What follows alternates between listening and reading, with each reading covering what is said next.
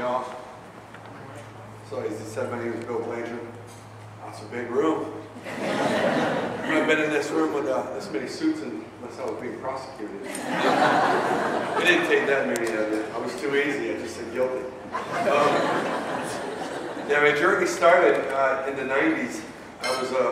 I'm a kind of straightforward guy. I was a young punk. You know, I was a product of my upbringing. Single mom, 3 stepdads. You know, grew up in Orlando, bad neighborhoods. We all did time before we were 18. Me, my brother, my 2 sisters. I guess we thought being there for each other was meant I had bail money for you. So it's just a different environment. I just didn't know any different. I just kind of was doing everything like everybody else did. So I kind of got out of Florida. I came up here to try to get better, and things didn't really get better. I found out that your shadow follows you no matter where you move. So I had gotten into some trouble with some cousins, and you know, you start drinking and drugging and thugging, and it's kind of all together. And you just don't know. You don't have a long-term plan in your life. Long-term means can I make it to the weekend? As long as I'm not shot or overdosed or in jail, I'm doing all right. So I got essentially arrested, and I was at the Grafton County lockup, and so I'm reading a book about Vietnam. I just had some little book to read. Hadn't read anything. I'm an 8th grade dropout, so I really didn't have a lot of experience of reading much. It was a Christian book. I came to the Lord, and the biggest thing to that was the mirror that I had held outside my whole life, that blamed everything on everybody else, all of a sudden turned around, and there was no one else there but me, you know. And so I started to research to figure out, how did I get here? I mean, what can I do to never come back? So I started doing all these classes and counseling and digging that and peeling that onion open a little bit more. And lucky enough, I got sent to prison. Sounds odd, but it was really good. I was sat in the courtroom. I had a public defender. He was great. I still remember his name, Charlie Buckley. If you're around there, thank you again. But I got sentenced so fast, I had to look at my attorney and go, okay, how much time did I just get? Because they didn't understand congruence or concurrent. And I didn't, you know, the judge had changed some things around, because I guess he didn't like the sentencing or something. Maybe it was the orange I was wearing, I don't know. But it was just kind of like so fast that you needed someone there to decipher, to interpret what's happening to me right now. So I looked at him, and he explained it to me, and I knew that it was still a good deal, because you know, I really was a jerk and everything. But I remember being in the holding cell crying and thinking, wow, I'm really going to prison, man. But I've changed, and my heart was changed, you know. And for 6 months I've been doing all this schooling and trying to figure out who I was. And I heard God's small voice just say, son, I saved your soul, but your butt's still in trouble. And I learned he was a God of mercy, but he's also a God of accountability. And I had to be accountable. I had to be responsible, because no matter what, I still had to answer for the things I did. So I went to the New Hampshire State Prison, and I dove into their programs and schooling. I remember doing a 6th grade class, and the English class was intelligence. We were learning syllables, and I didn't know that syllables. You know, I had to start very, very young. So I did that, and I just continued. By the time I got out of Concord, before I got out, I was actually accepted to NHTI. I was the first one in my family, cousins, friends, brothers, anyone, to go to college. And it was just a really neat thing to think about, that I was going to do something completely different. So I got out, and I went to college and began this process. And it was really weird, because I was probably 25, and I was living in the dorms with all these kids, and they all kept coming to me for like counseling. I thought, look, you know I'm on parole, right? And you've been drinking, and I don't want to be around you. Call your mom. But it was great, because it was the beginning process of giving back. Now something had flipped a switch. Someone was seeking something from me, and for nothing. I didn't have anything to really offer, but I didn't know I did, you know. And so my life was beginning to change and turn around. And I met my wife, and wow, what a change that does too. And she's smoking hot. It really helps. But anyway, I wish she was here for that. Hence why she leaves the room. But anyway, so we met, and we ended up getting together, and you know, well, fast forward 23 years later. This month I celebrated 23 years of my release, May 5th, 1995. I was really excited.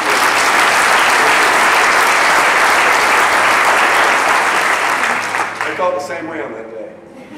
I think I took the first selfie too, so it was in my car. So I get out, I meet my wife, and I start working, and then I switch programs to nursing. And I remember when walking to see the nurse supervisor at the school and say, hey, what about nursing? Can I do that? Because I got 2 kids now and I want to get out of school faster. And I was a physical therapist assistant major, and they were going to make the program longer. And I really felt this responsibility to get out of school and care for my family, things like that. So they said, what about nursing? And I'm sorry, but I said, I'm not a girl. He goes, guys nurse too. I said, no, they don't.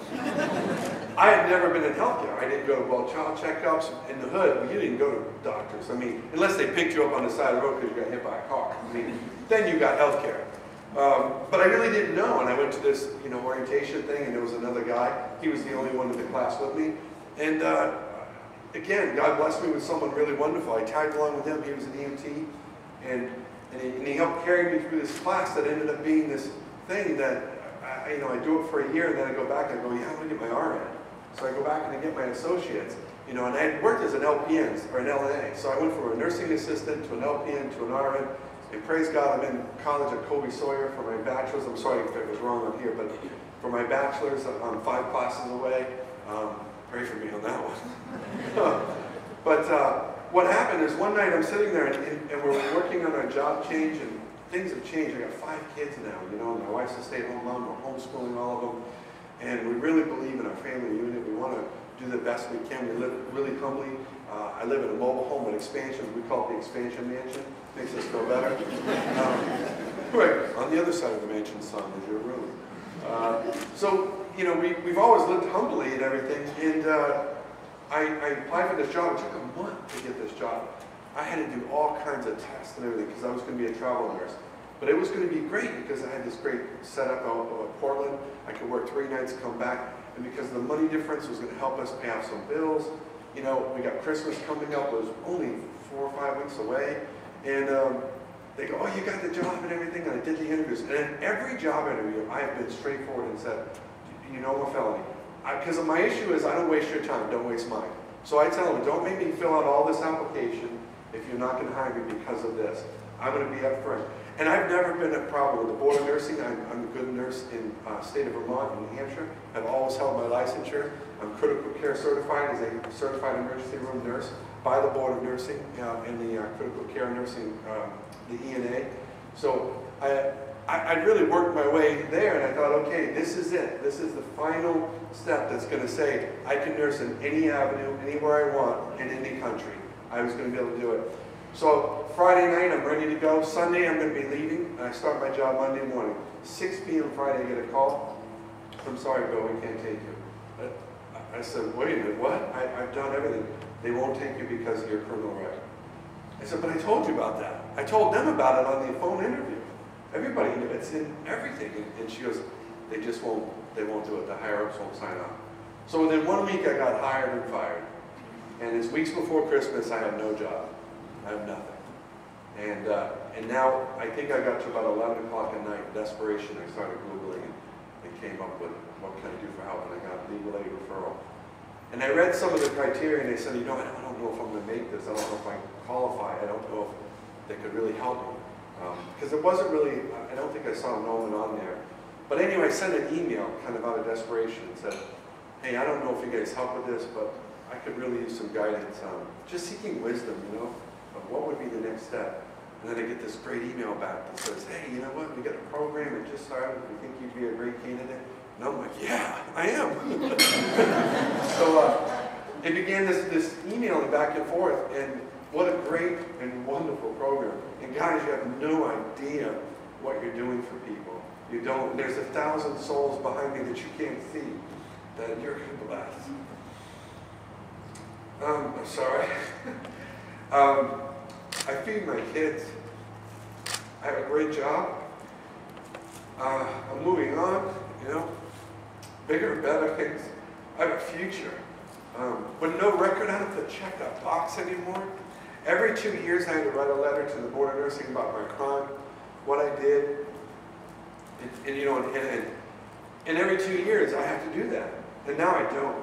You know, and you figure, look, I've been a nurse since 1999. You know, one time I said, can you just go get the other letter?